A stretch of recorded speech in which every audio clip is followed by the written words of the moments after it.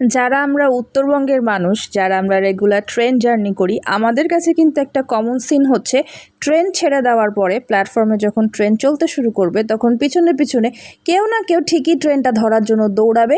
কেউ ট্রেনে উঠতে পারবে লাস্ট মোমেন্টে, কেউ ট্রেনটা মিস করবে। সো এই দৃশ্য আমাদের কাছে খুবই কমন। কিন্তু এই রকমের সিচুয়েশন যখন লঞ্চ ঘাটে হয় আর যখন লঞ্চ ঘাট থেকে ছেড়ে যায় এবং কেউ লঞ্চ মিস করে, তখন বিষয়টা কেমন হয়?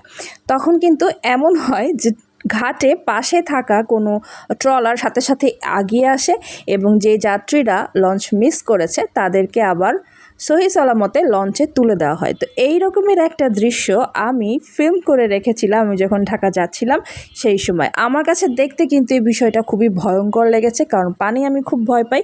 আমার নিজের মনে হচ্ছিল যে আমি নিজে কখনোই এভাবে ট্রলার থেকে লঞ্চে উঠতে পারবো না, চলন্ত লঞ্চে। এটা এখানকার খুবই কমন একটা সিনারি। এই ঘটনা এখানে সবসময়ই হয়, রেগুলার হয়, যেমনটা আমাদের ট্রেনে হয় এ ধরনের ঘটনা। এই যে এখন এই ট্রলার থেকে যাত্রী যারা ছিল তার মধ্যে কিন্তু মহিলাও ছিল, তারা আমাদের এই লঞ্চটাতে উঠে গেল। আমরা ছিলাম হচ্ছে সুন্দরবন 16 লঞ্চে। লঞ্চের বড় ভিডিও আবার আসবে, তোমরা দেখতে পাবে। আর এই যে ট্রলারটা যাত্রী উঠিয়ে দিয়ে চলে যাচ্ছে, আর ওই যে আমরা ঘাট থেকে কিন্তু অনেকটা দূরে চলে এসেছি।